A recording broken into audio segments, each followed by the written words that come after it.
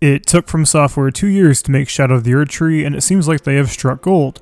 Again, From Software seem to be on this hot streak where they can only release critically acclaimed games that everyone seems to love. Calling Elden Ring a success is a bit of an understatement. It's a triumph. And Elden Ring was almost bound to be this glorified piece of art. Over the many years that From Software have been doing this Souls style of game, they have constantly gotten better. They kept improving their craft and culminated everything they learned into Elden Ring. You don't just get George R.R. Martin to assist you with creating the world of a bad game. And why would George take time out of his day to help create a bad game? After all, he's working overtime to get his last 2 books out. And guess what? People will go back to Elden Ring because it does something that other open worlds simply don't. It's the newest The Witcher 3 or Skyrim. It's a comfort game for many, and I think From Software knocked this DLC out of the park. And I'm also not the only one who thinks this DLC was done really well, as it is now the highest rated DLC pack ever made. Who would have thought this weird Soul-style genre would go from higher ups at Sony calling it a bad game to be one of the most popular games you can play. So, before we get to the meat of this DLC, let's get the spoiler warning out of the way. If you can't tell by the length of this video, I will be spoiling the hell out of this DLC. We're going to be talking about everything that's on offer, so thank you for joining me, and let's dig into this DLC.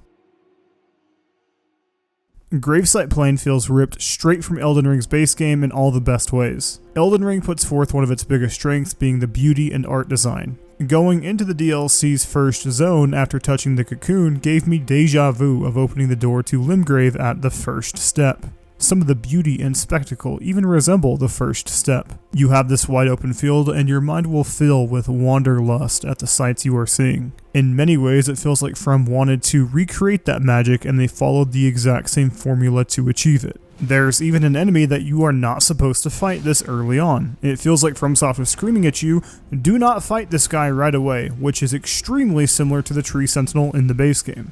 I think that most of us even knew we weren't supposed to fight him right away. I attempted to do so on my first playthrough because I am that damn stubborn, and pretty quickly into the fight, I had to press the big red button that says abort mission because I stood 0 chance versus this guy. The initial gasp and awe must have been a high for From because it's so obvious that this was its intention. I would go as far to say that this may be my new favorite open world section in all of Elden Ring. During my first playthrough, I didn't realize how large this section actually is. I ended up finding Cerulean Coast very late during my first playthrough due to a lack of proper eyesight on my end. Since I had a skill issue, I was vigorously running around in circles looking for my next location, and that diluted my opinion at the time. I can also say that FromSoft did a great job at making sure each of the open world atmospheres were different enough so that none of them felt repetitive or too similar to one another. At the very worst, I would say Gravesite Plain is a mixture of Limgrave and Altus Plateau, although it felt entirely unique.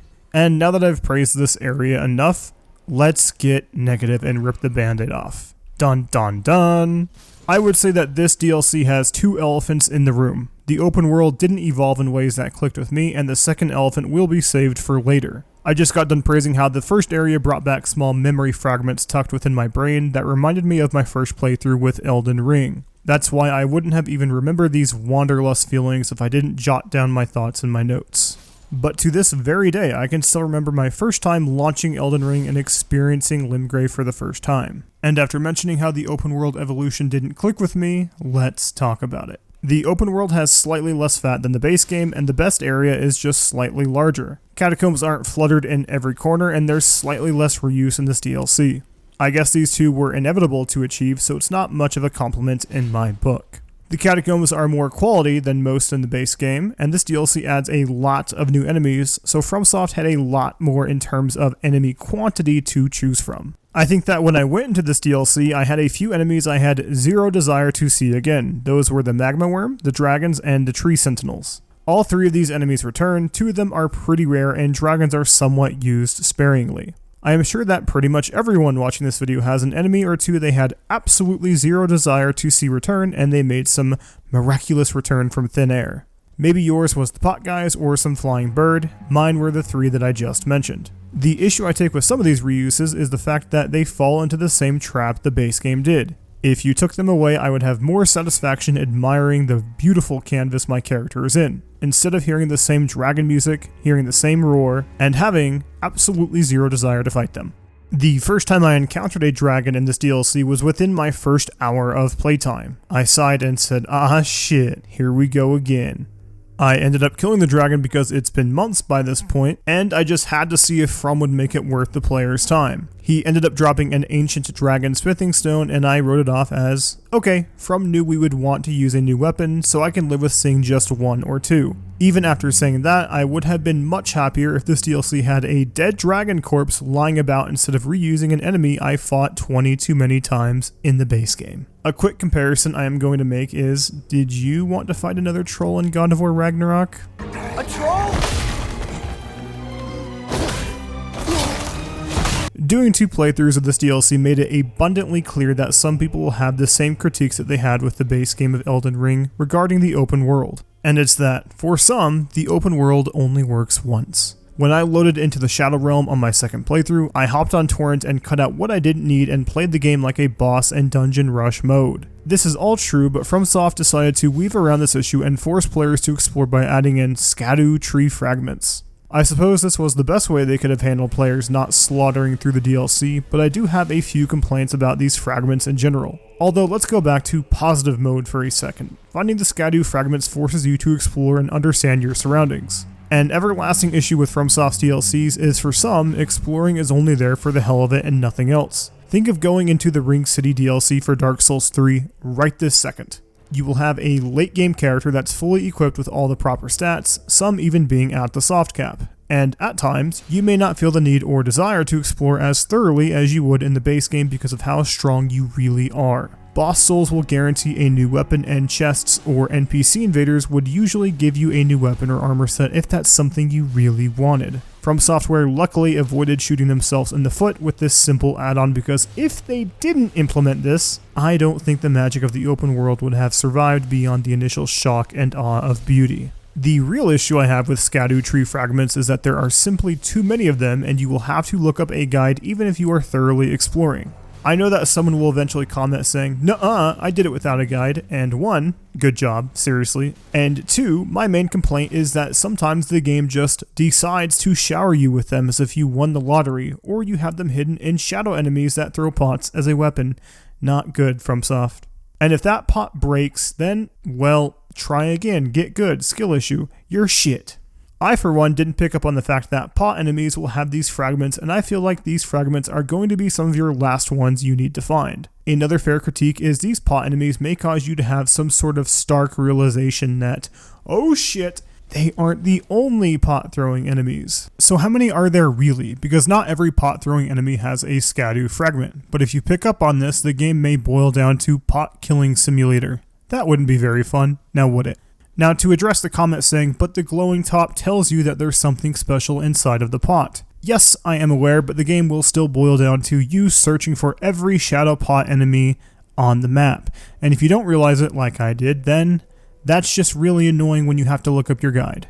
Anyway, we've had enough discussion of pot guys. Gravesite Plain also has a small fort I will quickly touch up on. I have seen some people call these small fort-type locations as legacy dungeons, and I wouldn't say they go that far. It's just a fun way for FromSoft to stretch their wings and showcase their strengths. You'll find a few items that may or may not be useful for your build, but they're a quick stop at the gas station to split apart the open world exploration. I know this video somewhat showered Shadow of the Erdtree with critiques early on, but the biggest compliment I can give to this DLC is it focuses on quality over quantity. With whatever issues I have with Gravesite Plain, I still think it's a beautiful area with some fun new enemies to fight. The art in Elden Ring is some of the best and most impressive visual spectacle any game has ever achieved, so being in the open world is still a welcome change. Since Elden Ring is an open world game, you have multiple ways to go about tackling it, but I'm going to stop this section by going into what's probably most players' first legacy dungeon.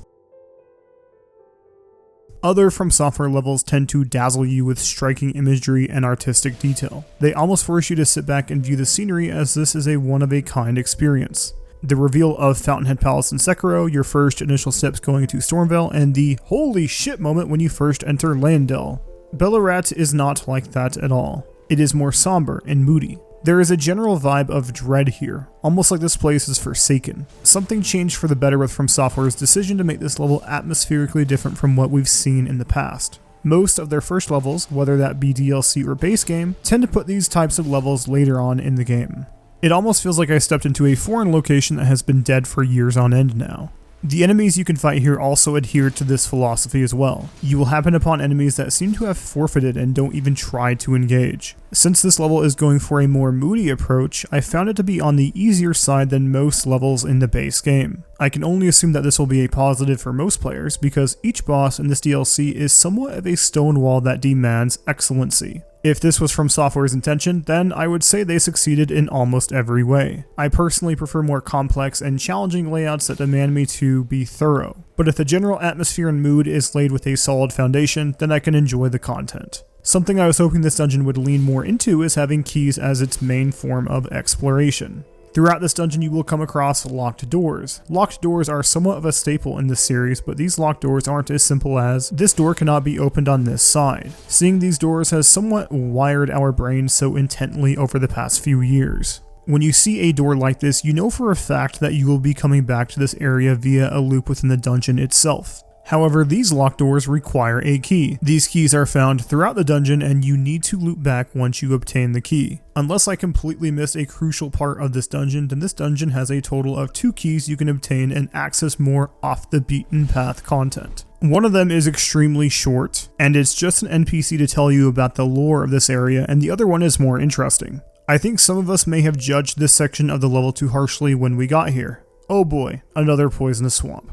When in all reality, it's a quick stop for a few items, and it even links back to an earlier Site of Grace. By no means is it over the top amazing, but it was made even more engaging when I found this key. I said to myself, hell yeah, let's go see what rewards I get. Even if I didn't find anything all that useful because, hey, look at my build, the anticipation was well worth it. A lesser game would have a side area just like this and it wouldn't be as interesting to explore. Lies of P had this exact same thing, and instead of checking this off as a fun side path to explore, I was questioning what was even the point of this area. From Software's level design is simply put 3 notches ahead of their competitors, and because of that, I have to relate this level back to Hirata Estate in Sekiro. Both of these levels are far more moody and rely on atmosphere to carry the beauty. I felt Sekiro vibes so strongly here, and I guess that was a given since From probably learned a lot with that game on how they can implement proper platforming in future levels. I think that's going to end the discussion with this dungeon. Something I found with Shadow of the Erdtree is that bosses are a massive step up from the base game. But I feel like on the other hand, level design is just as good as the base game. Elden Ring probably has the strongest level design in any game ever made, so I'm not really disappointed that I don't have my new favorite level. I just have more levels that are as good as Stormville and Landel. There are a few jarring conclusions that the Dancing Lion taught me. Firstly, I was amazed that the first boss to a late game DLC was this good. I went into Elden Ring's DLC almost knowing I was going to love it, but the bosses were what needed to be improved the most for me personally. I hope this doesn't start a war in the comment section, but I for one don't care for some of the base game bosses in Elden Ring. There, I said it. There's a lot I enjoy, but there's also a ton that I do not enjoy at all. And after the Dancing Lion killed me a few times, and after I saw his phase transitions, most of my worries regarding the bosses dissolved into nothingness and withered away. I don't know where I would rank this boss on my tier list of bosses in this DLC, but I feel like he would be on the lower end and he's still pretty good. Alongside his animalistic ferocity is the difficulty that's in Elden Ring's DLC. It took me about 12 minutes to beat the Dancing Lion, but I was able to tell that if the first main boss was on what felt the harder side, then the rest of the DLC was going to be harder. There is such a stark jump in difficulty from this boss to Rellana, and I wonder if FromSoft did that intentionally. I was stuck on Rellana for a good 30 minutes or so on my kill. Whenever From creates a beast type enemy, I always try and link them back to Guardian Ape from Sekiro. Guardian Ape could be its own case study since it's one of the best designed bosses I have ever seen, and it also doesn't have any camera issues from my experience. I don't know what magic FromSoft hit with the camera in Sekiro, but it didn't seem to transition over to Elden Ring. You have offensive enemies like Fire Giant, which are plagued with camera issues, and then you have the lesser in between. The Dancing Lion has one move that is just a chore to deal with for melee users. The sad part is, this move is actually really engaging to dodge at a distance, since I would dodge it by taking advantage of Elden Ring's jump button. The Dancing Lion has a move where he will stand on his hind legs and move in a 360 degree motion. If you are in melee range when he starts this move, then the camera will go as far to clip through his body and you essentially have zero chance to see what is actually going to happen. Camera issues have always been an iffy subject with these games, and it seems like it will never be perfected at this point. If the dancing lion ever fully extends his body when he stands up, then you pretty much play the guessing game at close range. I guess that's my main critique for him, because everything else in his kit is definitely above average. And unsung praise this DLC will undoubtedly not get is two things. One, From did a good job at avoiding medieval fantasy tropes. I will talk about this as the video goes on, but they could have easily made this boss look more generic fantasy, and they avoided that here. And two, this DLC avoids the very obvious phase transition when the boss has 50% HP left. Liza P is especially guilty of this to the point where it's no longer a surprise when it happened. Overall, the Dancing Lion is a welcome introduction to this DLC. I think he's a really good fight.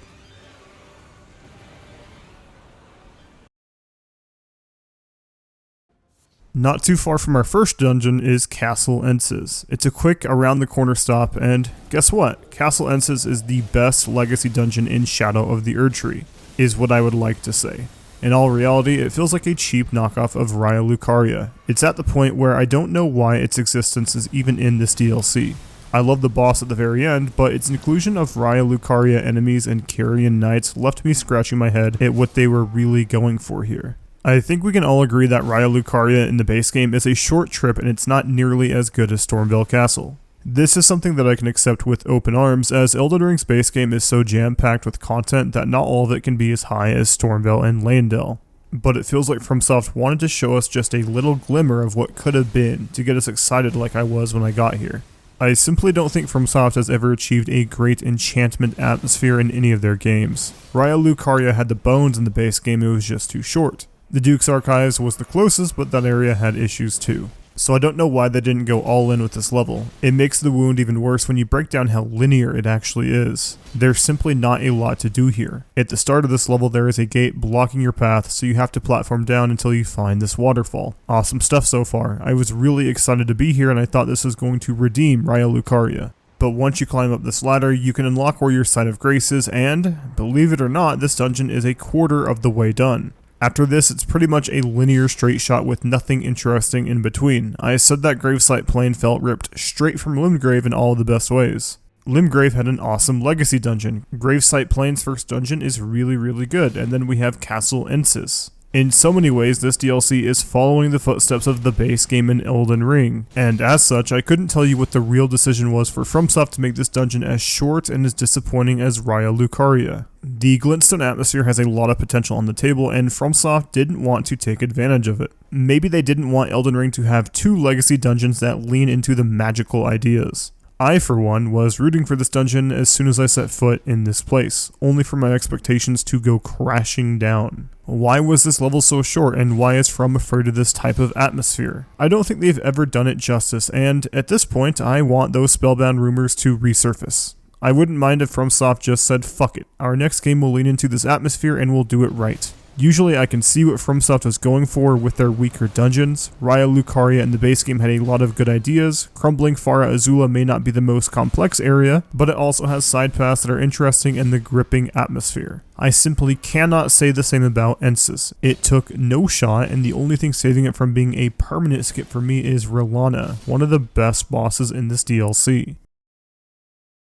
In exquisite fashion, Rellana is one of Elden Ring's best bosses and almost makes up for Castle Ensis being such a letdown. She has a quality that not many have where fighting her feels like a dance. She doesn't have anything over the top, nor does she have anything that makes me question her design. She has long enough gaps to punish her after she attacks, making it so there is a fun rhythm that you will fall into. She flashes her moves, she does her thing, you punish her, and it's a rinse and repeat process. That may sound like a lot of From Software boss fights, but some of Elden Ring's harder fights feel like I am playing around the AI more than having the stance. Millennia being the prime example of how you just have to play around waterfowl, and that's the majority of her fight. What I'm really saying is that Rellana is the fantasy version of Lady Maria. Having this click for me was like a light bulb appearing over my head because it feels like Lady Maria was the foundation of this fight. FromSoft used her as a baseline in every way. They even fight with a sword in each hand, they have a similar animation where they slash to the side, their second phase adds some ranged attacks into the mix, and they're both over the top and very flashy. Lady Maria was one of my favorite fights in Bloodborne, so it's no surprise that I will rank Rellana as one of my favorite fights in this DLC.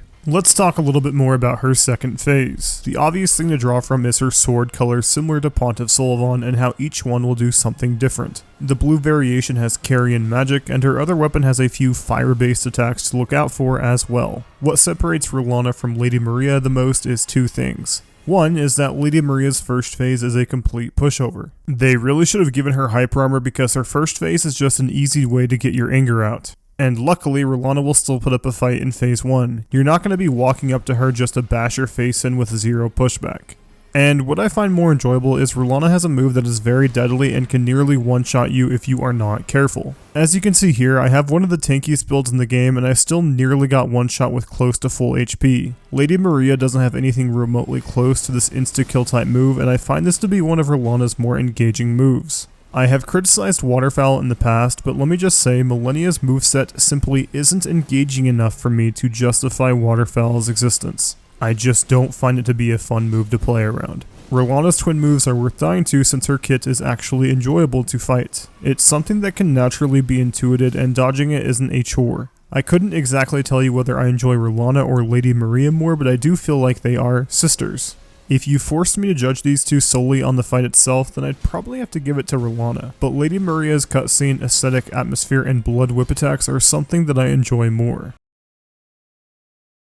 After defeating Rellana, you exit the castle and are shown another wide open landscape. Since this DLC is so new, I don't exactly know what the quote-unquote intended path is for you to take. One of Elden Ring's highly regarded aspects is how it lets you explore areas in any way you choose. So, to give us a new aesthetic to talk about, I'm going to be heading over to Cerulean Coast. I guess I didn't fully realize on my first playthrough how Gravesite Plain is the foundation of the map, and a lot of areas branch off from here, almost like Majula in Dark Souls 2. Getting here does take some time, but it's mainly a way for FromSoft to give us a smooth transition to this.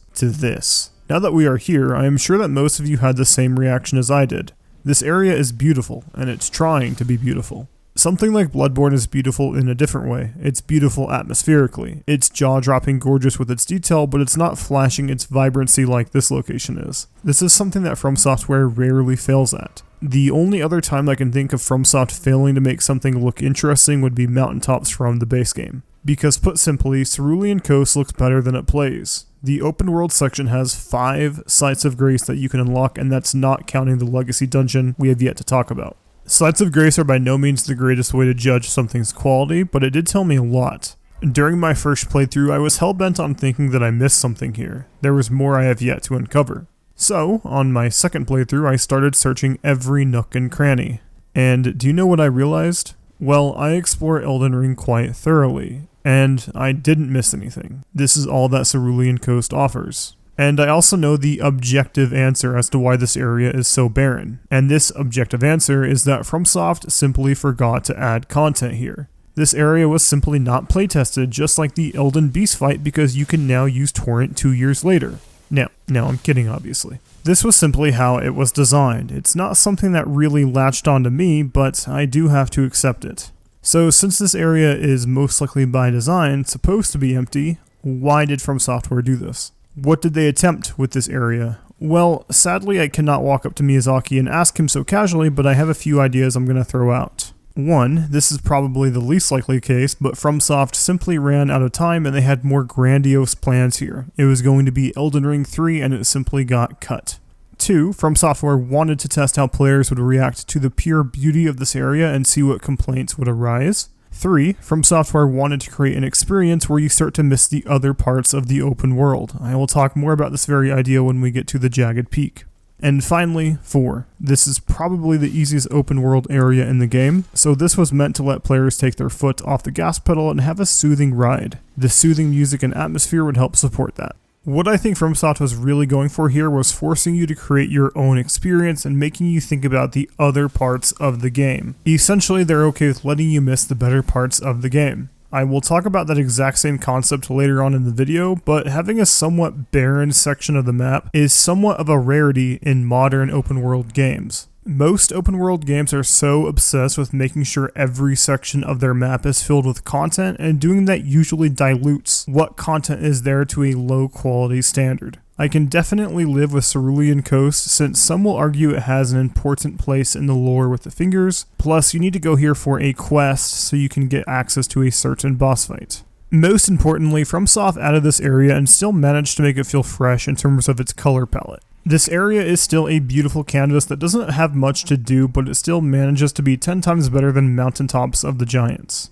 I will talk about some of the same concepts when we get to Charo's Hidden Grave, so if you want a more complete conversation of what I think FromSoft was intending with an empty area, then you can always look forward to that or find it in the timestamp of this video. I do think that empty places of the open world can work in future games, it just wasn't properly done here. Regardless, we have this stone coffin Fissure and our next boss to talk about. The first time I set foot in the stone coffin Fissure, I was floored. There's something about the large scale and verticality that's on offer here. I was getting really excited thinking that I was going to be going down, and there was going to be a sprawling dungeon at the end. I was getting minor flashbacks at the start of the Ring City DLC in Dark Souls 3. But I was even more excited because Elden Ring takes better advantage of platforming sections compared to their past games. At first I was a bit let down. I saw a lot of the same enemy types, but I didn't lose hope. I kept going until I said, oh, right, this is it. Stone Coffin Fissure follows the same philosophy we saw with our open world section, and there's not a lot to see here.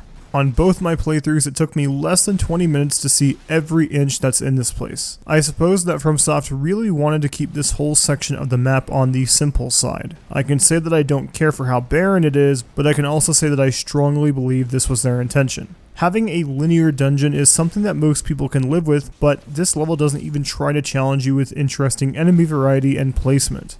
Very quickly, you will be ganged upon by these troll-type enemies, and that's kind of it. There are a good handful of those enemies in the first section, and once you've killed them once, you will quickly realize that they are a bit of a pushover. I simply do not understand what they were going for here. FromSoftware has made dungeons that are on the simpler side and still offer better enemy challenges to deal with. I would go as far as to say that nearly all of their past dungeons offer better enemy challenges to deal with. Visually, aesthetically, it's all there, but it feels like it's missing something. It has a lot going for it, but its qualities are not balanced. It doesn't have enough enemy variety, it doesn't take advantage of Elden Ring's verticality like it could have. Look, I'm not asking for every piece of content to be at the level of Stormveil, ShadowKeep, and Landel, but you can still do a lot with a little. But this area did a little with a little. For future games From does, I want this immediate shock of verticality, and I want them to do it justice. Dark Souls 2 has a really good level in one of its DLCs where it does a lot with its verticality, and I know it can be done better. They just have not done it yet.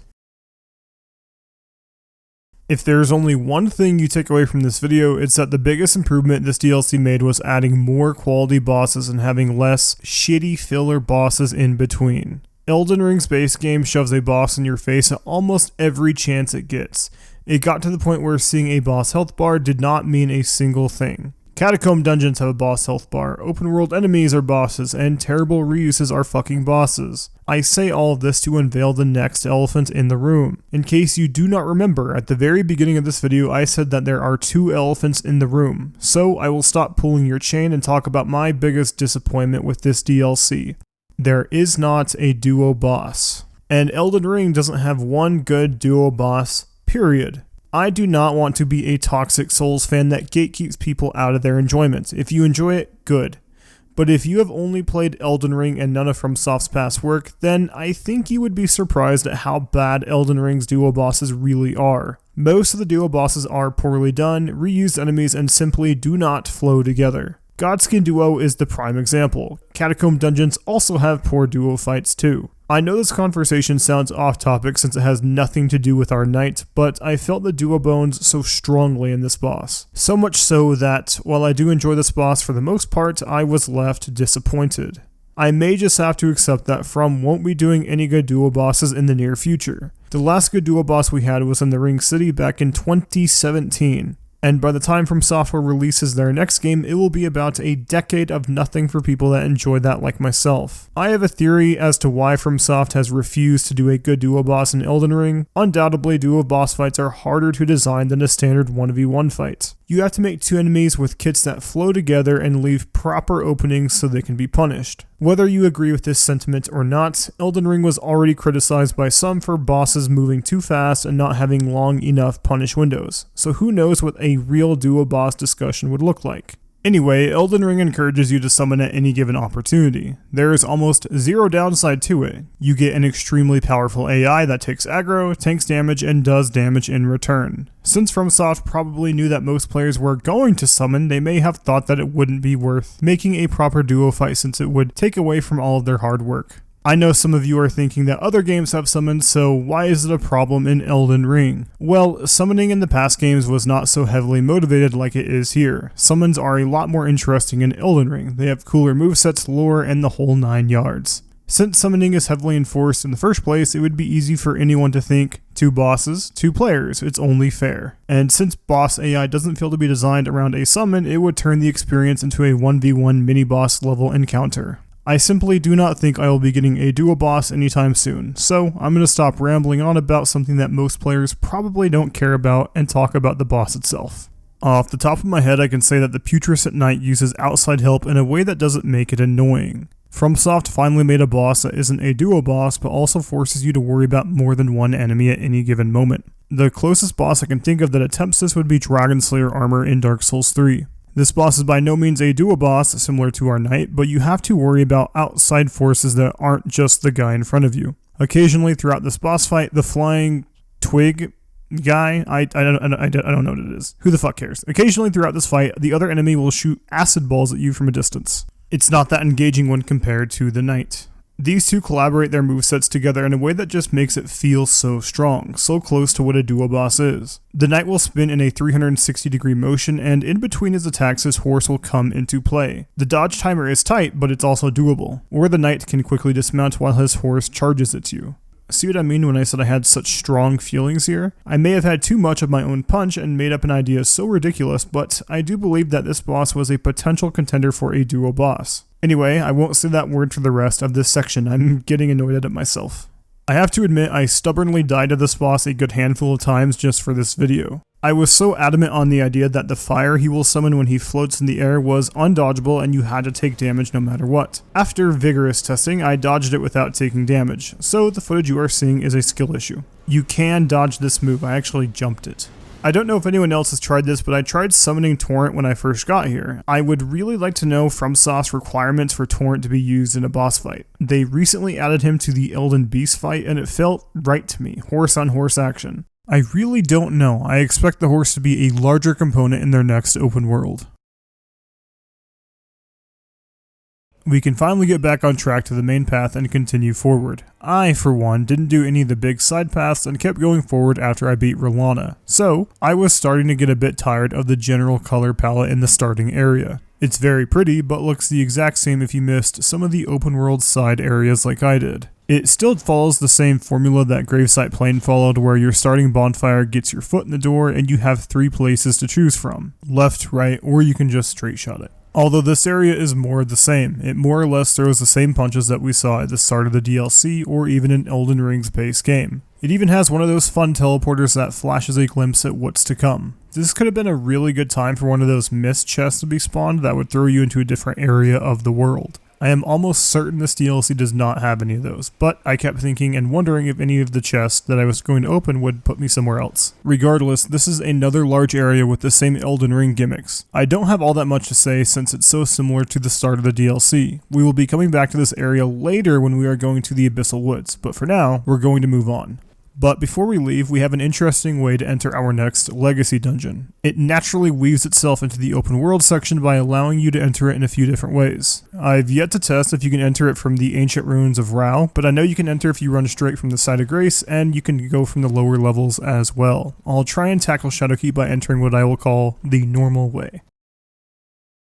Elden Ring generally has a mixed relationship with reused content. Undeniably, the game does have a lot of reuse, whether that be from Software's past games or this game itself. There are times where base game Elden Ring reuses content in an offensive manner, but I can say that the Golden Hippo at least respects the player's time. This boss is by no means memorable or exciting, but there was effort put into it at the bare minimum. If anything, I remember it more for the glitches that I will show on screen. Whenever the Hippo was in a staggered position, my weapon wouldn't do what it was supposed to do, and I would miss free damage. The Hippos in Shadow of the Erdtree are closely related to the dragons in the base game. They will be reused. They aren't reused to an offensive degree like the base game dragons, but they are there. At least there is value to killing them in the overworld since you get Scadu fragments. I guess this Hippo is a gold standard for a proper reuse, since this one has a new phase that the overworld Hippos do not have. Morgott is still better in every way, but he's a remembrance boss, so that may invalidate him. I would sum up the Hippo as nothing more than a boring fight. From Software have definitely done better reuses before, so I could have lived without this one. When I saw this enemy initially, I thought of the Blazing Bull from Sekiro, and I can luckily say that this animal isn't as bad as that fucking bull. ShadowKeep masterfully keeps its glory and prestige within its own very shadow. It may start off a bit weak, but it without a doubt ends as one of the best dungeons From Software has ever created. After you get done killing the Golden Hippo, you may think this is just a bridge that takes you to another open world section, and the Hippo was just a fine enough reuse, when in reality it's not showing all of its cards yet, and it will hold a few cards up its sleeve even if you're halfway through this dungeon. It is without a doubt the largest dungeon From Software has ever made. It feels like 2 dungeons in one, and if I told you this level was 7 layers, I wouldn't even be telling you all of its glory. In fact, I would say that may even be something that FromSoft does really well. They don't care to flaunt their talent. Some of From Software's best work is hidden until it's not. The best example I can give would be Ashina Castle in Sekiro. These places may have a lot more in common than you may think. Right before you enter Ashina Castle, there's that bull that I mentioned earlier. He is gatekeeping your path forward. Shortly after you defeat that bull, Sekiro unveils a beautiful shot that's one of its more complex levels that takes the best advantage of its grappling hook mechanic. It also has one of the best bosses here, and even acts as the medulla of this area. You will have a lot of branching paths that deviate from here. ShadowKeep is by no means a one-to-one copy, but it also takes some time to show its full hand. It can start off with a beast-type enemy and take advantage of Elden Ring's platforming very similar with Ashina Castle. I guess I can say that I see a lot of Sekiro in Elden Ring's bones. That statement makes a lot of sense and is obvious because Elden Ring and Sekiro were being made at the same time, and they definitely took a few things from that game and shoved it into Elden Ring. ShadowKeep really starts to pick up speed when you reach the storehouse location, but since you can enter this place in different ways, maybe this wouldn't be a story you can relate to. Once you get to the storeroom, From Software starts to flash their cards. Going left when you enter a dungeon is usually nothing more than an item or two. Going left here leads you to the lower levels that's on offer here. The lower section definitely isn't as interesting as the main course, but when I first opened this door, my jaw nearly fell to the ground, thinking that there was more to this level. I initially fought my way up and came back here after I reached the first bonfire. What's actually to the left is more open world for you to scour through. We're going to get to that eventually, but for now we're going to go back to the start of ShadowKeep. It may not be all that apparent yet, but I got flashbacks of the Duke's Archive and the Research Hall from Bloodborne. The Duke's Archives is a bit of a stretch, but there just seems to be a lot of past knowledge here waiting to be scooped up. The Bloodborne callback is more apparent that I'll talk about later. As we proceed forward here, you will notice there are just a few enemy types leading up the stairways and levels. Shadow enemies and servants of Messmer that have the red capes on. I would say in general, enemy variety and difficulty are my main complaints with this dungeon. The enemy variety is okay if you talk about every enemy because on paper there are a lot of different enemies for how large this dungeon actually is. The lower sections have the pots and the main section has what I just mentioned, but in regards to the sheer size of ShadowKeep, it left a lot to be desired with what enemies were on offer here. The difficulty, on the other hand, is definitely something I can live with. I usually disagree when I hear other Souls players say, oh, Genichiro isn't that hard, or oh, Millennia isn't that hard, because I usually have a really hard time believing them. They are hard, almost everyone agrees that they are hard, and I usually just don't understand when people go on about certain fights not being hard. So I'm going to take a risk and make myself sound like a bit of a hypocrite as I talk about this level not being hard. What I will say is that I think FromSoft wanted to keep the dungeons on the easier side in terms of enemy difficulty since the DLC bosses are some of their most challenging boss fights to date. Also, in general, Elden Ring provides the player with an overabundance of healing outside of boss fights. I think this issue has been somewhat stacking up since Dark Souls 3. Dark Souls 2 will get a pass here since we have nearly unlimited healing in that game. But going back to the difficulty argument, the easiest fight is probably the Dancing Lion, and that would still get around a 7 out of 10 in terms of difficulty. But after the Dancing Lion, most fights are an 8 out of 10 or harder, and the last few bosses certainly reach the peak difficulty in this franchise. We're not quite done yet with the ShadowKeep, as we have the lower level to talk about. Overall, it's extremely impressive how FromSoft has implemented the jump button so well into Elden Ring's level design. Most of their platforming work has been shoddy at best in the past. It was always a chore, for me at least, to do the light platforming sections they forced upon us, Bloodborne definitely being one of the more annoying offenders. The lower section of ShadowKeep is filled with water, and if you take a look at my character, I would sink immediately, but I can at least jump in this heavy-ass armor. Regardless, going back to the old games feels like I am missing something when I don't have a functioning jump button. The jump button in the older games was more of a chore to use than a tool. I also want to quickly mention that I lied at the beginning of the ShadowKeep section, because draining the water immediately made me think of draining the water in New Londo in Dark Souls 1. You even drain it with the same animation. You push a lever forward and you have access to the section that used to be covered by water. Elden Ring is something of a culmination of From Software's best work, and we are not done yet, because you can access an elevator to bring you back to the upper levels we were previously at, and now I can talk about my precious Bloodborne. At the very top of ShadowKeep are wide paths that you can walk on. There's really not a ton up here, but it still reminded me of the Research Hall level in the Old Hunters DLC. And then it has one more card, because you can jump down and use an elevator to fight our next boss that is undoubtedly the worst boss in this DLC. Commander Gaius. I am just going to call it now. Commander Gaius will go down as Shadow of the Erdtree's worst boss. I don't think I have seen a boss in a long time that had a lot of potential but simply wasn't taken full advantage of. And part of the issues in his fight don't even revolve around his move, it all goes back to Torrent. The 2 kills I have on Gaius have been radically different. On my first kill, I was absolutely relentless and didn't use Torrent that often, and on my second kill, I used Torrent exclusively. Using Torrent made me reconcile my thoughts as it felt a lot more natural and the correct way to approach Gaius. That may sound obvious for some, but FromSoft has done an absolute shit job at properly implementing Torrent in boss fights. I think it would be pretty hard to even argue that. Torrent just feels underpowered when he's not galloping towards your next destination. He has no iframes, you will get knocked off of him too easily, and it's not even consistent when you can and can't use him during boss fights.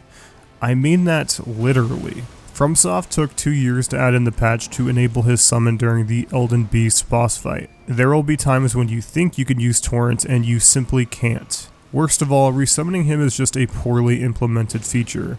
Gaius is naturally a fast foe with his mount, so he is really good at keeping up the pressure, and summoning Torrent doesn't work hand in hand with this boss fight. FromSoftware should have updated his resummon to automatically hover over yes, I want to resummon Torrent, because as of right now, you have to activate Torrent, D-pad to the left, and then press yes. That's all without mentioning how you can easily mess this up during the heat of battle. Resummoning Torrent isn't something you have to do that often in the heat of battle, so I wouldn't put too much of the fault on the player, as FromSoft should have made it less of a chore.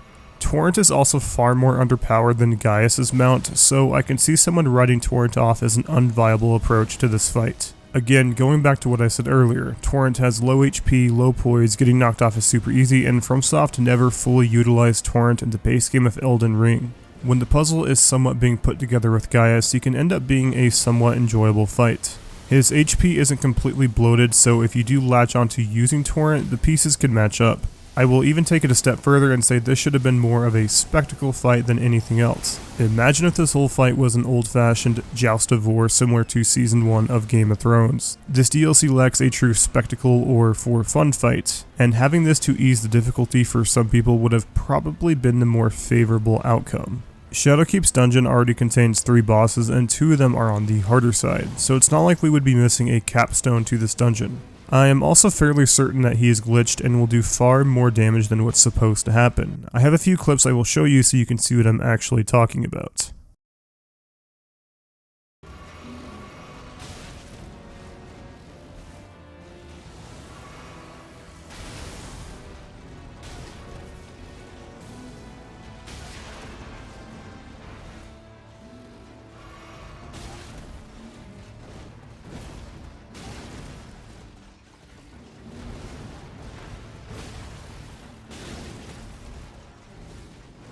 I have a lot more I can show you, but I think you get the point. At the absolute bare minimum, this fight doesn't work as well as it could have. FromSoft has almost covered their ears and said blah blah blah blah blah blah blah blah blah blah blah blah when it comes to issues with Torrent. He has always felt like shit to fight on, and players picked up on that 2 years ago. I legitimately couldn't tell you why it took them over 2 years to simply enable the Torrent summon in the Elden Beast boss fight. In future open world games, give the horse more of a value in boss fights. Elden Ring has shown multiple times in the past that FromSoft is willing to do new things with boss fights. You have fights like Malekith, Mohg, and Margit that have tools to make their fight easier, so why not the horse? If FromSoft wasn't so afraid to jump in the deep water with horse combat, this fight could have been even harder if Torrent got some special buffs for this fight. Give Torrent some special buffs and make the fight harder and more enjoyable. And they already did this special stuff with Torrent in this DLC, saying that you cannot use him in the Abyssal Woods, so why not go to the next level and test something for your next game? I simply do not understand what they were going for with this fight. Since Shaman Village is right next to Gaius' boss room, I figured it would be an easy time to knock this one out. There's not a lot to talk about here regardless. Shaman Village is a cryptic area to reach. It's something I, and what I would assume most players, have to look up a guide for. You get an emote called Oh Mother in the overworld and have to use it next to a statue to unlock this area. This section of the map has one main purpose, and it's to sound the hanging bell so you can do the Mother of Fingers boss fights. Usually FromSoftware has a side, hidden area that has one of the hardest bosses in the game. Dark Souls 3 had the Nameless King, Elden Ring had Millennia, and Sekiro had the Demon of Hatred. This is the closest that Shadow the Erdtree plays with this idea, it's just that it doesn't follow the same formula since the Mother of Fingers is by no means the hardest boss in this DLC. We still have a lot of reused content here with 2 tree sentinels that are right next to each other and 1 falling star beast. I have definitely had my fill with both of these enemies, so fighting them was a chore. I had no idea if they would drop anything I needed, so it was just something I put up with. Shaman Village is at the very least pretty and even soothing when that music kicks in. Its real purpose was to have you ring the hanging bell and not much else. I definitely would have rather had the soothing music kick in and flat out remove the reused content from the base game here. Getting to the hanging bell is generally pretty annoying since you're going to get caught and stunlocked by enemies on the way there. So this area gets 3 annoying points from me: having to look up a guide, reuse content, and the lead up to the hanging bell. Shadow the Erdtree continues what Rellana did, and it's resurrecting memories I had with past FromSoftware games. By all measures, I believe that Scadu Avatar is the Metyr of this DLC. I wouldn't say I like this boss more than Metyr, I would have to reconcile those thoughts, but they did reignite the tactics needed to overcome that fight. They also have a few similarities that I was able to catch on to as well. They're both non-human type enemies, but there's more to it than just that. They're also going to take more damage to the head, and they have a forward thrust move they will use throughout their fight. Obviously with larger enemies, FromSoft usually makes them more telegraphed, but they also hit harder in return. After getting so many flashbacks to Dark Souls 3 with this boss, I have come to the conclusion that people who have beaten Dark Souls 3 a few times will probably pick up on what this boss does faster than non-Dark Souls 3 players. If you've ever played Dark Souls 3, then maybe you've heard a few stories where people had an awful experience because they weren't hitting him on his head. Scadutree Avatar also feels like it's the right way to play, just to relentlessly attack his head, and pretty much only the head. I even tested this during my second kill. I tried to only attack his body just to see if there would be any advantages, and just like Metyr, it felt pretty miserable. I can at least say he looks the part. I thoroughly enjoy how this boss isn't something that we've seen before, and after all of that, I have to say this is probably one of the least memorable fights in this DLC. I can't think of many things that stick out in my mind with what he does. That statement is even more odd to me as he is a long endurance test, with my first kill taking me a little over 5 minutes. Obviously there is some waiting around you need to do when he resurrects, and he's doing his forward thrust move, but even with these things, he's not that memorable. I initially said when I beat Elden Ring's DLC that most of the bosses are A to S tier. I still stand by that for the most part, but I was also putting Scadutree Avatar in the A tier when I only had one playthrough under my belt. I would now drop him to B tier. Memorability isn't a paramount factor when deciding a boss quality, but I would say he doesn't do anything spectacular. Messmer is something of a culmination that grabs a single aspect of FromSoft's past work and amalgamates it into a spectacular boss. I say this even though he isn't my favorite boss in Shadow of the Erdtree, but I can't deny that he has all the pieces that will most likely be the fan favorite in this DLC. There's nothing he does poorly, and nearly everything he does hits the spectacle mark. FromSoft has gotten better and better as time goes on at combining spectacle and mechanically interesting fights all into one single package. Messmer has a lot of style and flash in his kit. When I first started fighting him, I would die to a combo that just looked flashy, and that would make me excited. I can't really recall when FromSoft started doing this really well in their games, but Lady Maria is what I initially think when I ponder on this topic. I would also go as far to say that he has the best cutscene as well. I guess that was a bit of a letdown for me in this DLC, as I don't remember too many cutscenes that had me at the edge of my seat. Admittedly, I might be overrating his cutscene because I am mostly terrified of snakes in real life, so when I saw this close-up shot of his snake, I got a bit spooked out. I would also say he has the best mid-phase transition cutscene solely for how hard this line goes. Our Lord, devoid of light.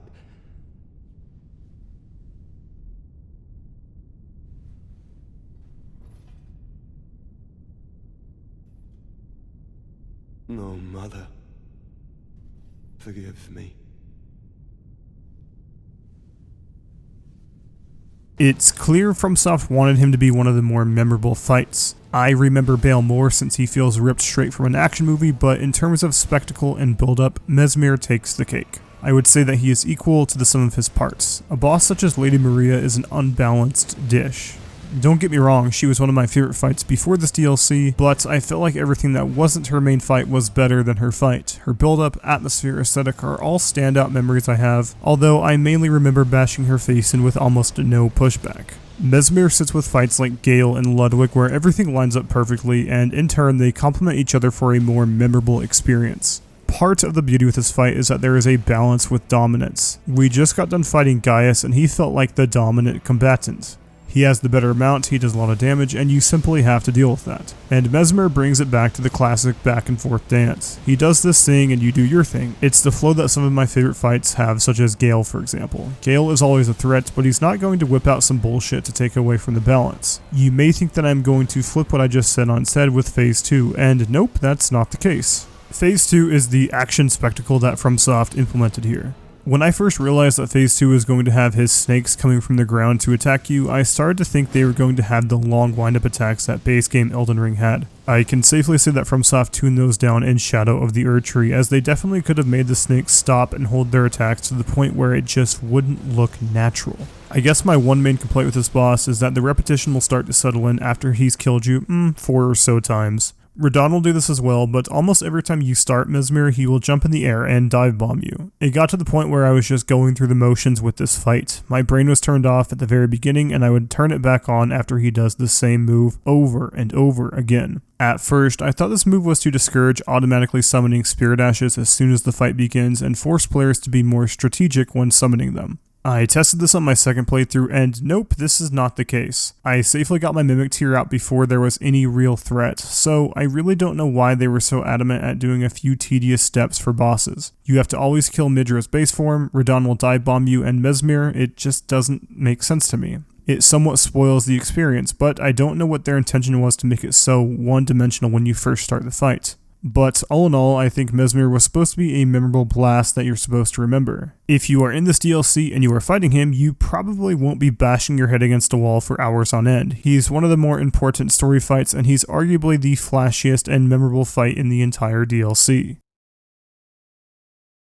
I tried to keep ShadowKeep a bit more focused. This area you are seeing on your screen is technically a part of that dungeon, but it's nothing more than a ladder and a painting to pick up. Our next area that we are visiting is back to the Scadu Altus. Entering a coffin in a From Software game is always a mystery. Elden Ring's base game would give you more content, and Dark Souls 2 would change your gender. I am not complaining about it, I just wonder if there's any thematic reason for it, or if it's an easy way to transition you to a new area without having to gradually change the art style. I guess while we are here, I will quickly touch upon furnace golems. These are easily the dragon equivalent in this DLC. You will see them in almost every area, sometimes they even have 2 in each area. I think I killed them all on my first run of Shadow of the Erdtree just to see what they had, and I don't remember them dropping anything spectacular, so it was not worth it. On my second run, I didn't kill a single one, and I don't plan to change that on future runs either. I don't have much to say about them besides I don't know what FromSoft's obsession is with the same enemy spammed over and over. They are a neat fight once or twice, not 6 or 7 times. This area does not have a whole lot to do, but it's mainly here to transition us to our next big location. And in order to reach our next location, we have to do a catacomb, which leads us pretty smoothly into our next talking point. Catacombs are definitely going to be a touchy subject for this DLC since the base game of Elden Ring is so over the top bloated with them and almost none of them are memorable. According to the wiki here, there are 50 catacombs in Elden Ring's base game. Hearing that large of a number in any game nowadays immediately turns me off. It almost always means that the developers focused on quantity over quality. Shadow of the Erdtree introduces 11 new catacombs to explore. Right out the bat, 11 is a much more manageable number to tackle for anybody. The ones that are here in this DLC at least keep you wanting more, waiting for the next one to be around the corner. You probably won't be on the edge of your seat begging for a catacomb, but it's no longer an internal debate in your head if you should do the catacomb or not. For the sake of this video, I did every single catacomb in the base game, and it definitely wasn't worth the time investment. I won't be going through every catacomb in this DLC, but I will be talking about them broadly. If you check your screen, I have organized the catacombs in this DLC with 4 colors. Red equals a bad catacomb and it's worse in the base game. Yellow equals a catacomb that's on the level of your average base game catacomb. Green equals above your average base game catacomb, and blue equals a well-designed and enjoyable catacomb. It hits really hard, yo. So I hope you take a good look at what's on your screen here because I'm not going to be listing off every single catacomb name because that would just be really tedious. But I have organized them so you can see which ones I liked the most and which ones I hated. So we have your average catacomb being a green, which is just a cut above your average base game catacomb. Rivermouth, who is in detention, while Fogrift Catacomb and Scorpion River Cave are very impressive. Let's take a look at the best and worst and see what they offer. Rivermouth Cave offers nothing to justify its shitty existence. When I was looking back at my footage, I forgot I even did this cave, and I wouldn't have remembered if I didn't take notes on the whole DLC. I even looked up a YouTube video to see if there was some secret illusionary wall that would take me to another section of this cave, but there was not. It's as simple as it looks. There are a total of 2 enemy types here, wolves and blood fiends. If you were to show me this cave, I would have told you it's from the base game, and I also would have said that it's just as forgettable as pretty much every base game catacomb. It's really confusing how this was included, especially since we have 11 catacombs in this DLC. Having an attractive 10 would have even sounded more appropriate. The 2 blue tier catacombs are equally enjoyable for me. Fogrift feels like a more traditional dungeon with secrets, but I think I like Scorpion River just a bit more. So I will be mainly focusing on that. Scorpion River is worth seeing for almost every player. Even regarding the other catacombs on this list, I wouldn't go as far to say that they are worth experiencing for every player. Bayle and ShadowKeep are examples that are worthy for every fan of Souls. The ones that are in green are definitely a good enough time if you casually find them without meaning to, but I wouldn't recommend hunting for them. And now, this is where I need to justify why I have Scorpion River in the blue tier. I can only assume that I have a lust for gimmicks that force me to play ever so slightly different when I am exploring. I won't spoil our next area too much, but I can definitely understand some people flat out hating having to deal with the aging untouchables. I, for one, found them to be an interesting challenge that was worth my time. This dungeon has a gimmick that feels similar to the aging untouchables where the death frog guys are causing death blight buildup. You can more or less dilute the whole challenge with certain consumables, but I still found the gimmick to be worth my time. Overall, the catacombs are a decent step up from Elden Ring's base game, but I can't really say that's much of a compliment. If you were to add every catacomb together, they are all worse than the sum of its parts. They're by no means interesting to be in, and for a quick comparison, I would say Breath of the Wild's shrines are better. The base game catacombs are a welcome break from the open world, and that's the best compliment I can give them. Shadow of the Erdtree's catacombs are just good enough. I wouldn't rate them much higher. After traversing through a catacomb and killing Jory, we arrive at the Abyssal Woods. The strong mood and atmosphere is very apparent, and FromSoft didn't try to slowly transition what you should be feeling. This place is dangerous and you are not welcome here. There are even developer messages that will elevate your curiosity if you don't know what's around the corner. FromSoftware clearly wanted a very specific experience here, so much so that this is a wide open field where you cannot use torrent. Elden Ring is such a large and vast game that in some ways it teaches you to do your own thing in your own way. Is a boss giving you a hard time? Go change your build or even leave it alone and come back later. Are you getting tired of the color palette that certain areas are loaded with? Leave and finish it later.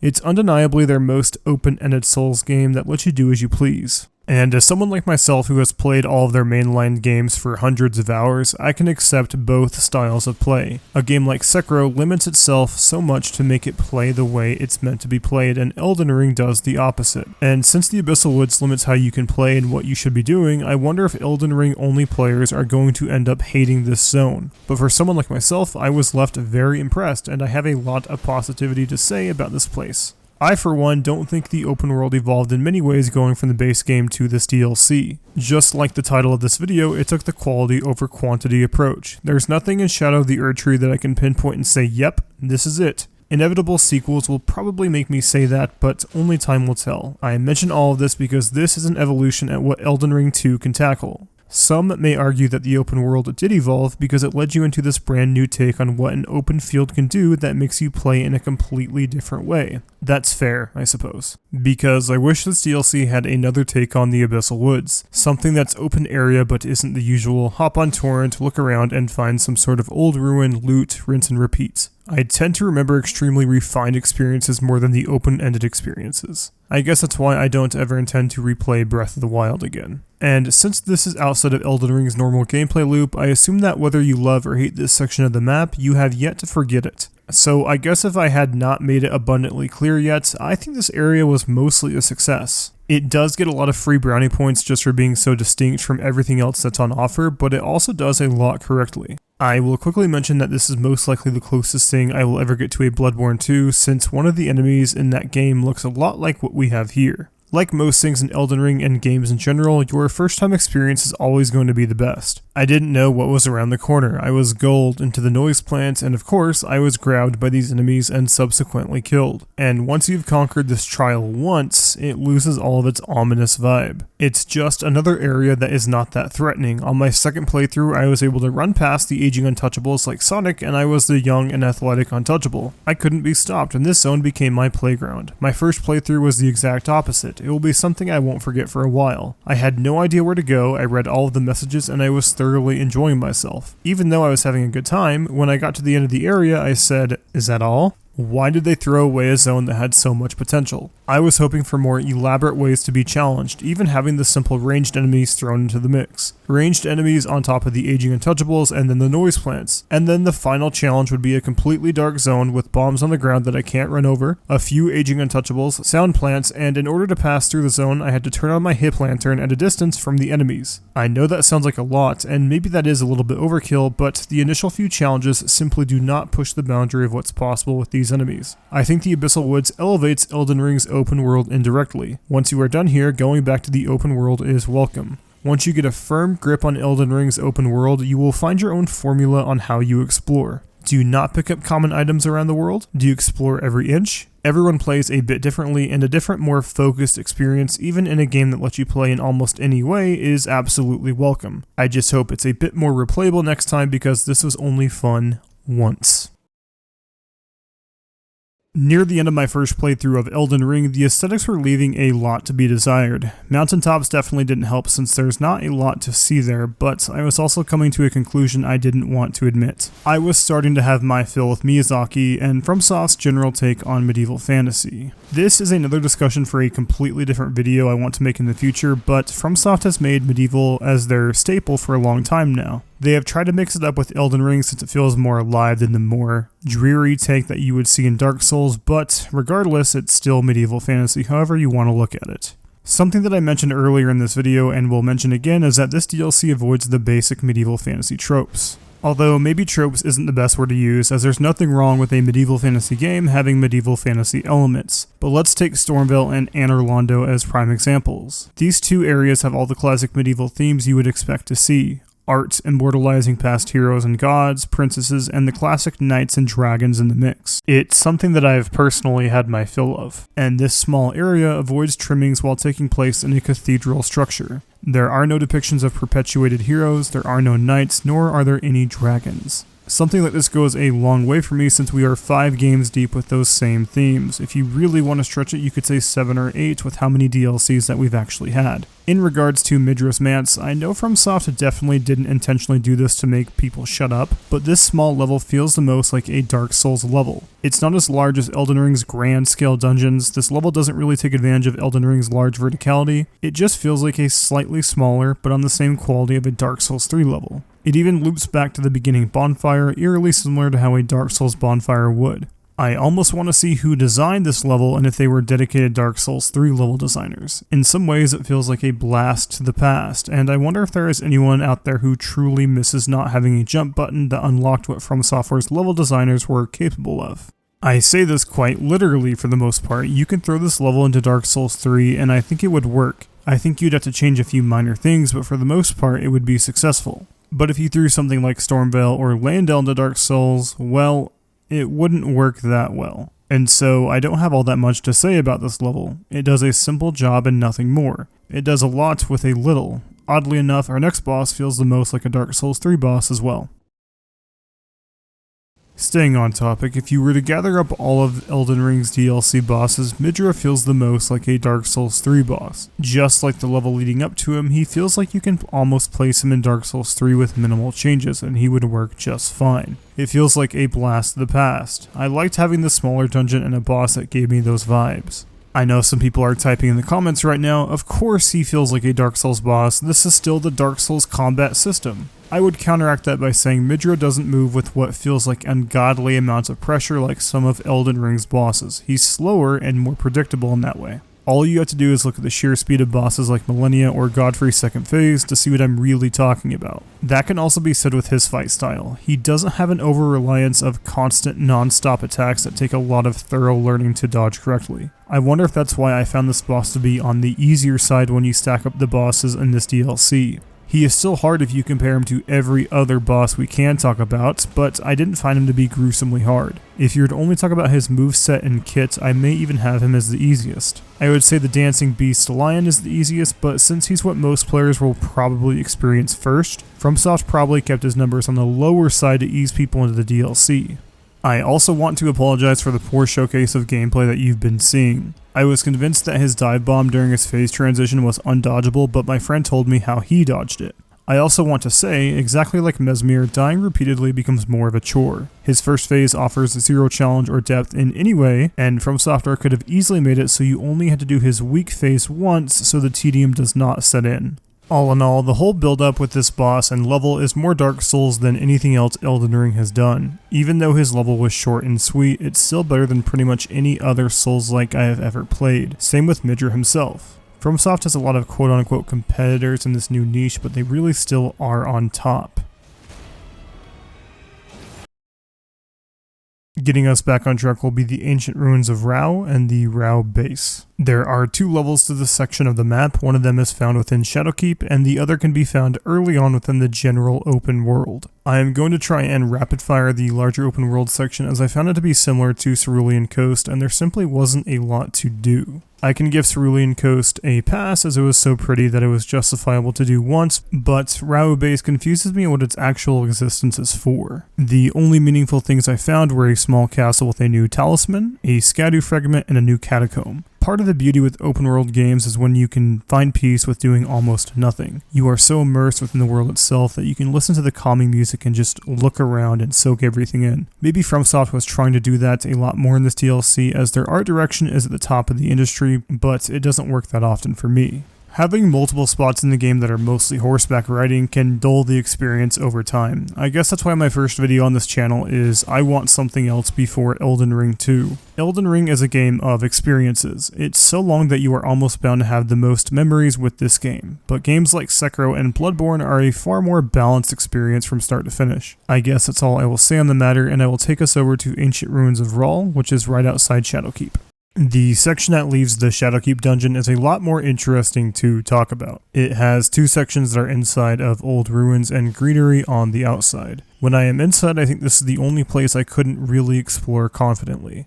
I probably explored this area for twice as long as I needed, and I think that's what FromSoft was probably going for. They wanted to make something that isn't super large but feels large with its complex layout.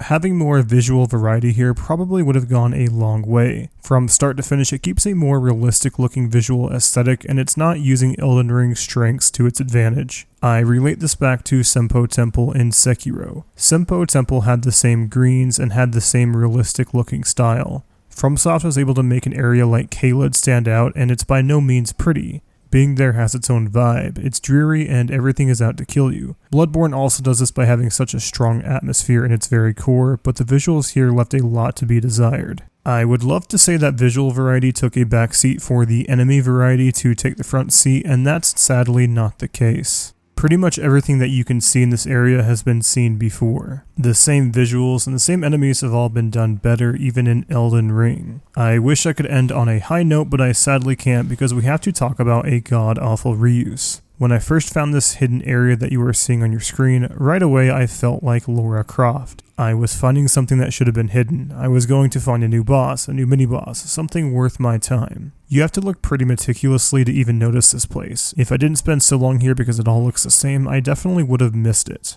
At first, everything here was delightful. I couldn't wait to see what was around the corner. I went up an elevator and said, this is it, this is the major leagues, and I was hit with one of the most annoying and offensive reuses FromSoftware has ever done.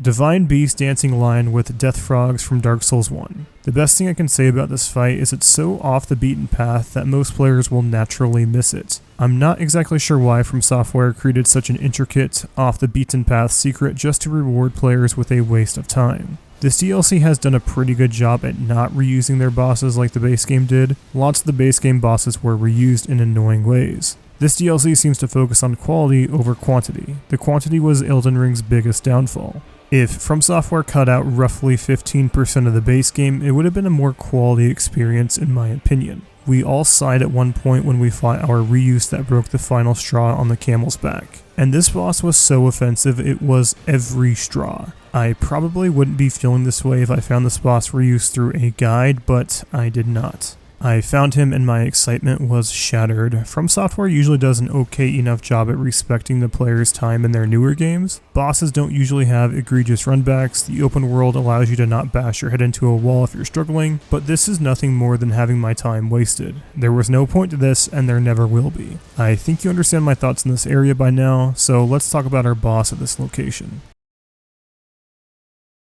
Romina is our final obstacle that halts our progression to end the DLC and go to the final boss area. She's by no means a boss that will make you lock in and hyper-focus on what's going on around you. That's not to say she is a pushover and you will kill her your first time, but she has a lot of beauty in her fight. And the beauty parts I mean literally. Her vibrant use of color is a welcome change. Our last three bosses have more of a serious tone, and our last area was pretty samey, so what she does is welcome. I think she mostly follows a classic formula of getting your confidence up right before tearing it all down. She is the last boss before Radahn, so you should be going into this dungeon quite confidently. So I am sorry that I don't have many interesting things to say about her. I think she was a successful boss in this DLC and nothing more. She won't be a boss I ponder on, but she also wasn't completely forgettable.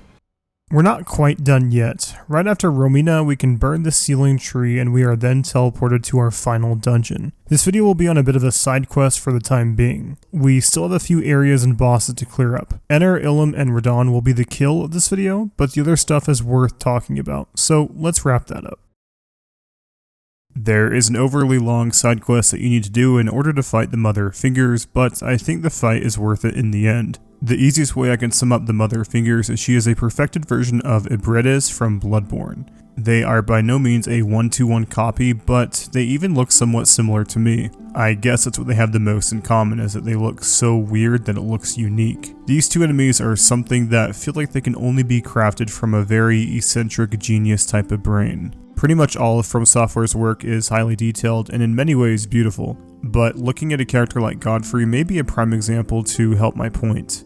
Godfrey, while conveying a very firm and respectful stature, has been seen before. He has armor, a big axe, and a beard. I can name off a slew of characters that would fit that description. Hell, I can even go on God of War, put on some armor, and that description, big axe, and a beard, would lose all meaning. Just describing the Mother of Fingers makes her a more interesting boss. It's why I still remember Ibredes from Bloodborne. Since there isn't many bosses I can grab and compare from, we have to stick with Bloodborne for a bit longer. I should have gameplay footage side by side on your screen, and if you do pay attention to both of these fights, you can see that Ibretis is simply showing her age. Both of these bosses are big alien type creatures, and even the animations on Bloodborne look stiff to me. She also doesn't really do much and kind of just sits around banging her head down. I do not want this to become a hate video on Bloodborne, as it was my favorite for the longest time, but seeing Bloodborne enemy animations in Elden Ring is like looking at a picture from yourself from a decade ago. That word, decade, isn't even much of an exaggeration since Bloodborne will be 10 years old next March.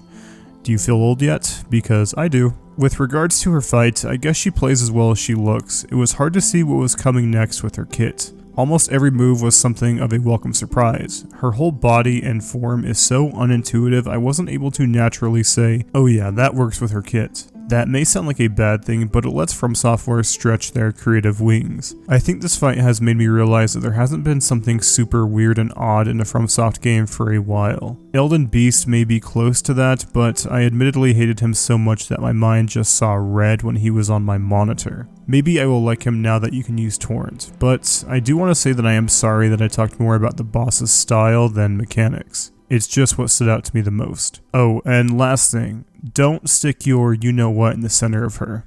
That's just gross. We're getting really close to the end of Shadow of the Erdtree. We have 2 more bosses to cover, 1 more dungeon, and we need to wrap up the last of the open world sections. The Jagged Peak will lead you into 2 separate areas. You can take a left and head to our dragon boss of this DLC, or you can keep right and you will go to Charo's hidden grave. To keep this video on track, I will cover the larger open world section first, since this area is just another take on Cerulean Coast. Charo's hidden grave is another open world section that is less filled. For the sake of this video, I have tried to put myself in From Software's shoes and ask myself why they intentionally made this area less memorable than the others. I also touched up on some of this during Cerulean Coast, but most of it is new. What I can say is that video games are an experience. Like most other mediums, you will craft your own memories and emotions when you play games. You can even take that from your own personal experience with Elden Ring or other Souls games. If you were an experienced Souls player playing Elden Ring around launch, then you probably went into Limgrave being somewhat of an untouchable god. Limgrave is a fairly easy experience for players that knew what to expect, but those same players that were lords in Limgrave had the same experience getting mollywopped by millennia. That's definitely part of the fun with Miyazaki's games. Spreading theories and experiences online is for some a part of the experience. I'm going to step out on a limb here and even relate Charo's hidden grave to the lore of Elden Ring. Just to be clear, I am by no means a lore expert, so I may look like a buffoon here, but having an empty area like this place in Cerulean Coast may be a part of the experience just like the lore. As far as I know, From Software wants to tell you some things and have you make up the rest in your head or simply fill it in. Miyazaki found that to be enjoyable as a kid when he would read books that were above his reading level or they were in a different language. So having a barren area may be them wanting you to remember something that's not bad, but not as memorable as the rest. I think it's also not a bad thing to miss things. When I was doing some of the more empty areas, I was starting to miss the more enjoyable aspects of the DLC. Wanting to miss things could be an interesting way to play with players' thoughts in an open world game like Elden Ring. I don't really know if they succeeded with this, if they even tried doing that, but I think it does have some potential. What I can say is that I did miss the better parts with Shadow of the Erdtree in these less than stellar areas, but I wasn't completely miserable. I was miserable in Mountaintops.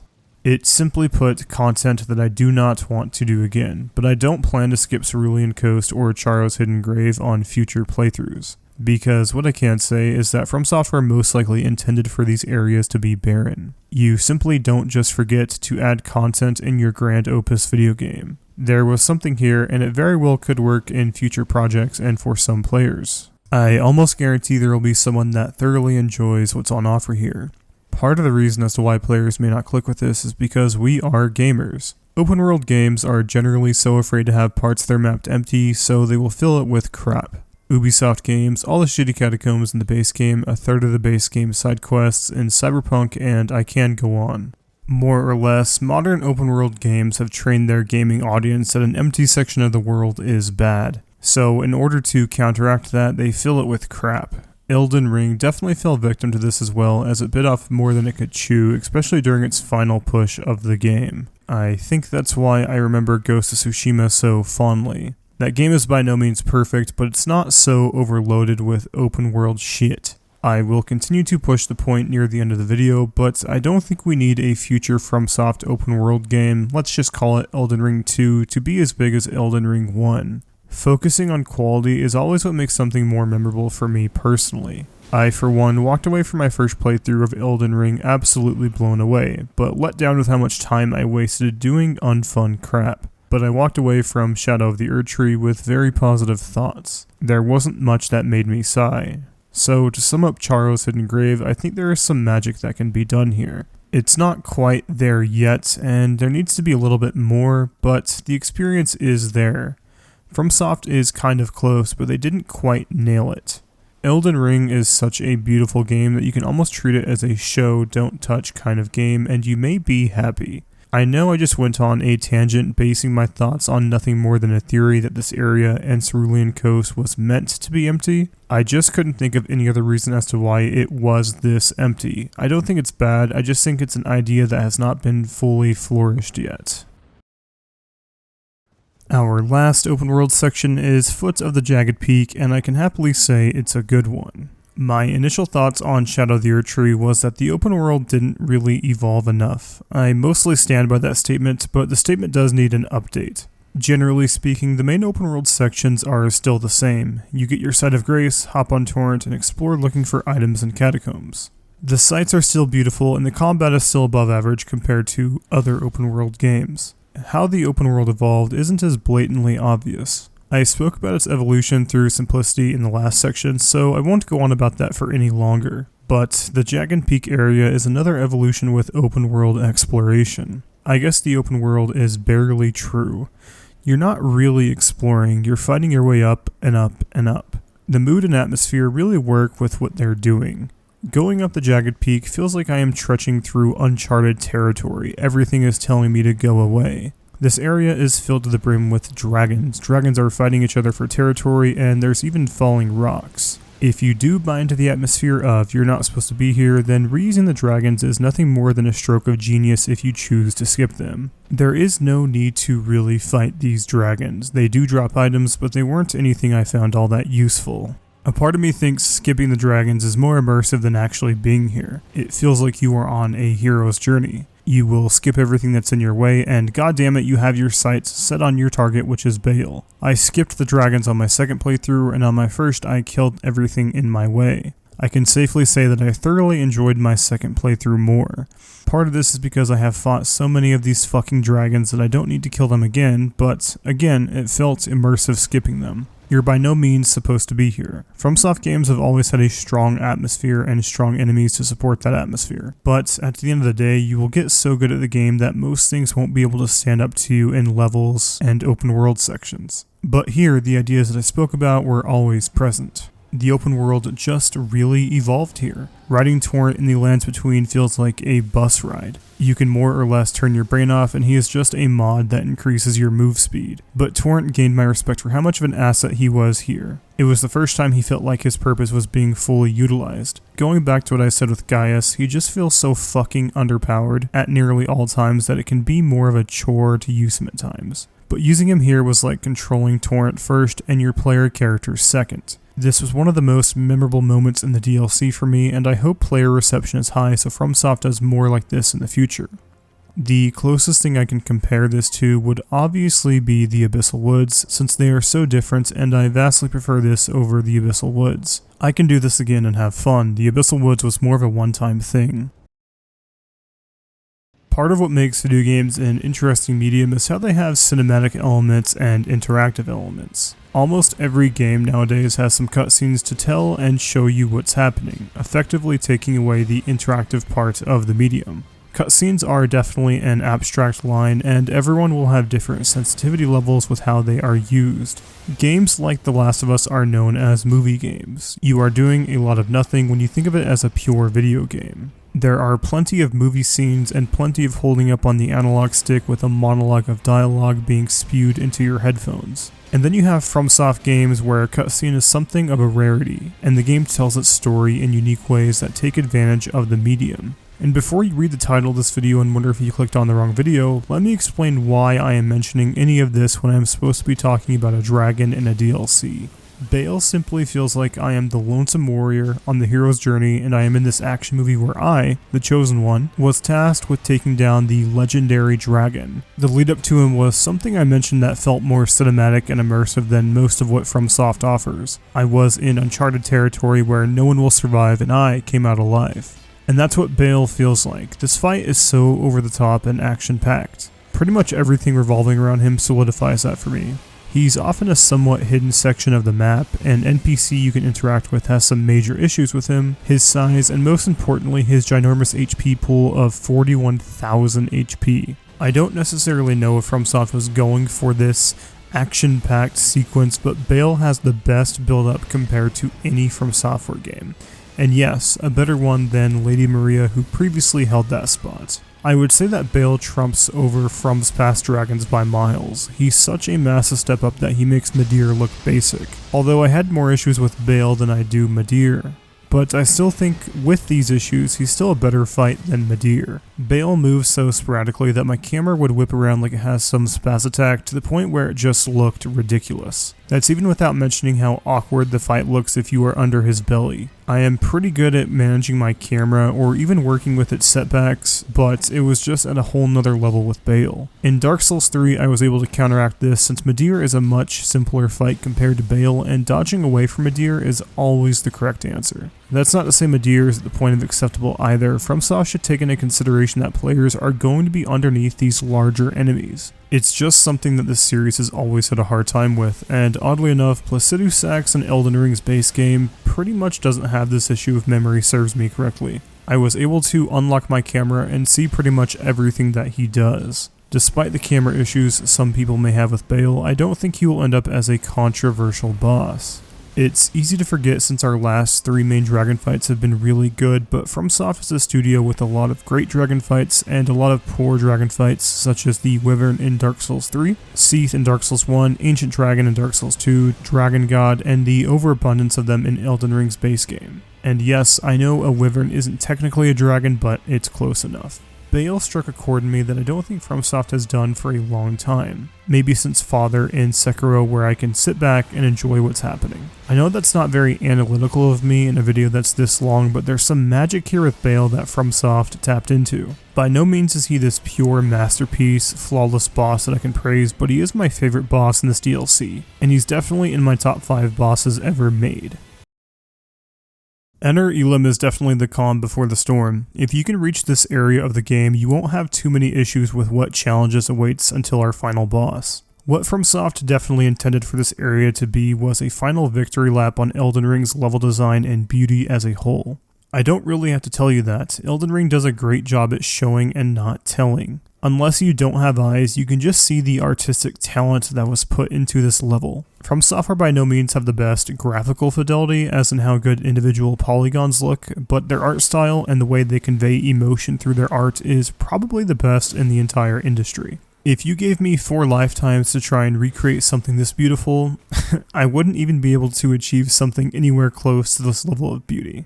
I play a lot of games outside of the Souls games, and this very well may be the prettiest thing I've seen in all of gaming. And this is just one aspect of the level. It's also a top tier From Software level from head to toe. Enir Ilim brings back the platforming that Elden Ring has baked within the game itself. We didn't really know it at the time, but the past games were being handicapped from the lack of a functioning jump button. This is why I say Elden Ring has the best level design in any game ever made. From Software developed strong level and atmosphere design in their past games and pushed themselves to expand their philosophy with the jump button.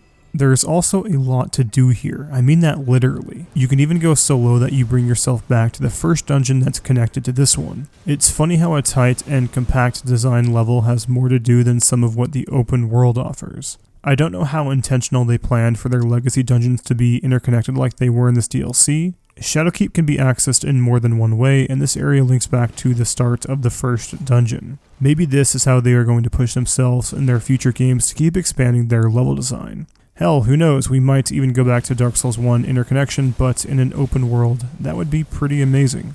I will quickly address the gank fight and say that doing this solo was just really fucking annoying. I beat these guys on my first try, but I walked away with nothing to show for it. I had no Estus and I had no fun. Doing these guys with summons felt like a battle royale, us versus them. The Hunger Games. It's one of the few times I've had more fun summoning than playing solo. The last time I had that was on Radahn in the base game. Base game? What did I say? Oh right, let's talk about Radahn. I'm just gonna rip the bandage off on this one. If you have beaten Radahn, you are good at the game. The Souls community is so good at throwing out monotonous get good comments that it has lost all meaning. Did you use a summon? Get good. Do you have a critique of a certain boss? Get good. Are you using a build that goes against what the other person enjoys? Get good. You can be good at the game while not being one of those people that play with their monitor off, they're sitting upside down, level 1, bare fist only. I need to say that because I have seen a few tier lists online where someone puts Radahn on the lower end and the other person tries to falsify their opinion by saying, "You just didn't get it," or "get good." Radahn is by no doubt one of the hardest bosses in this game, and I can understand someone simply not liking him even if they don't have many issues with this kit. He is a definite 10 out of 10 in terms of difficulty, and some players may not like that, or may not want to handle the annoyance of sitting at the boss arena for 5+ hours. It's really all valid. We're playing these games for enjoyment, so let people enjoy. As for the fight itself, I want to address Elden Ring's base game super hard final boss Millennia. It's my belief that Radahn is a far better and more enjoyable experience than Millennia ever could be. Millennia's Waterval is such a shitty fucking move that it ruins what could have been a really good fight. Naturally, dodging that move just takes time to get down, and once you can properly deal with Waterfowl, her fight boils down to almost nothing.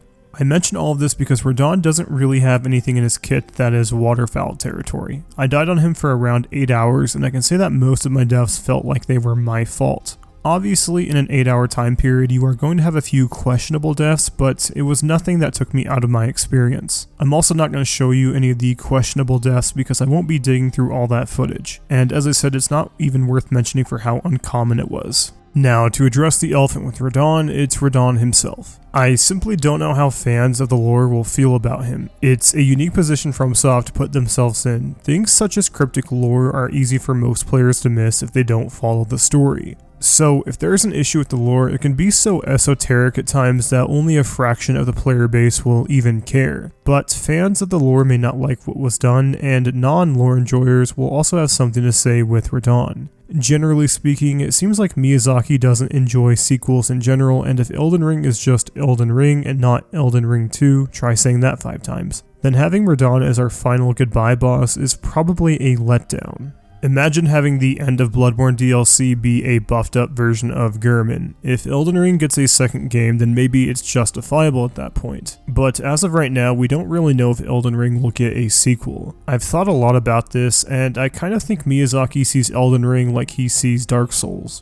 Miyazaki has admitted that Dark Souls 4 is possible, it just won't be done by him. I can kind of see that being the case here. He won't be in charge of an Elden Ring 2. And so Radahn for me is a letdown of a final boss fight in terms of model and style. He has a completely different moveset, but it's still Radahn. He has the same weapons, he still does the same space dive, he still has the same powerhouse of damage. For some, it may even take away from what his base form is in the base game. It may no longer be super special, as you know he will be coming back later in the game. I am going to speak broadly about Sekiro here, so light spoilers ahead. But imagine how much less of an ending Sekiro would have if the final boss was Genichiro. In terms of the final boss in any of FromSoft's work, Sekiro still has not been topped and may never be topped at that point. I will let this part of the video go and say that Radahn seems to be the fan favorite, so it's not like the choice was made to reuse him without thought. Now I can go into his fight, and it's overall pretty positive. FromSoft could have easily made him a bit harder if they gave him a completely new moveset from Phase 1 to Phase 2. Think of Godfrey's phase transition. His fight style changes so drastically that you essentially have to learn 2 completely different styles of play. Radahn's moveset just gets updated going into Phase 2. He still does a lot of the same moves, they just have added holy effects. In fact, maybe that could have been how they made this fight more memorable. Let's see Radahn fight a little bit differently and not use his 2 swords. Regardless, his first phase is just a warm-up of what's to come. I have to quickly mention this as the timing to dodge this seems just too tight. He will slash to his left, then right, and do something of an X to finish it off. The only time I've ever seen someone do this is with a perfect dodge on a light roll. I'm pretty sure this just needs to be nerfed a little bit. Just like Messmer, the tedium will set in when he does his dive bomb for the 100th time. It just got very tedious. Phase 2 is when things get more interesting to talk about. You're going to be on Radahn for a while, and it'll get to the point where Phase 1 just becomes part of your muscle memory. I've mentioned this in my lengthy video before, but FromSoft has done a good job at adding more spectacle to their mechanically interesting fights. What's happening in Phase 2 with Radahn simply looks cool. Lights are flashing, the music is cool, and the first time I had my heart stolen, I audibly laughed at how hard FromSoft pulled the gotcha card on me. I had no idea what was coming. And with all that being said, Radahn is about wrapped up, and I can close out Shadow of the Erdtree. I know with such a long video you simply can't agree with everything that I've said, and that's fair. Maybe when I rewatch this video in a few years I won't even agree with myself. But I do want to close this video out with what's in the title of this video: quality over quantity. For an open world game, Elden Ring's DLC had extremely consistent content. There's always a high and a low point in any game, but this DLC didn't have the lows of Mountaintops or Godskin Duo. During most players' first playthrough of this game, it can easily be upwards of 100 hours. It's so easy to get lost or struggle at a boss that you're simply not having fun with. I wouldn't mind if FromSoft turned the notch down with their next open world game and made it more like this. Base game Elden Ring gives me a lot of mind blocks of content I want to skip, and games like Bloodborne and Sekiro don't have much of any content that I want to skip. That's somewhat sad for me to say because I love FromSoft games, and with Elden Ring being such a behemoth, FromSoft are standing next to industry giants such as CD Projekt Red and Rockstar. That statement is all the more impressive if you know the foundation of the Souls games, and it's a valuable story that I'll quickly tell you.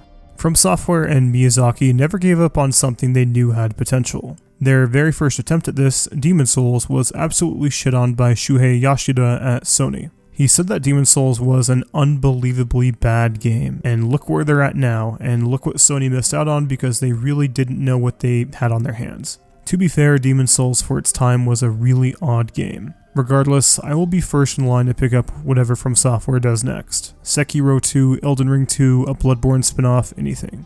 But my very first video on this channel is I want something else before Elden Ring 2, and I still stand by that. I plan to remake that video with a future video essay, but Elden Ring is such a long experience that I was starting to miss the heavy quality focus experience such as Sekiro. And even after saying that, I still can't deny that Elden Ring is in my top 2 favorite From Software games. It's up there with some of my favorite games of all time, and I think it's a masterpiece. As a Souls fan, Elden Ring simply offers too many hours of good content for it to not be one of my favorites. But I also won't lie and say that even with this DLC, I don't think Elden Ring ever hit the highs of Genichiro or Bloodborne's general atmosphere for me. Most games don't, Elden Ring comes close.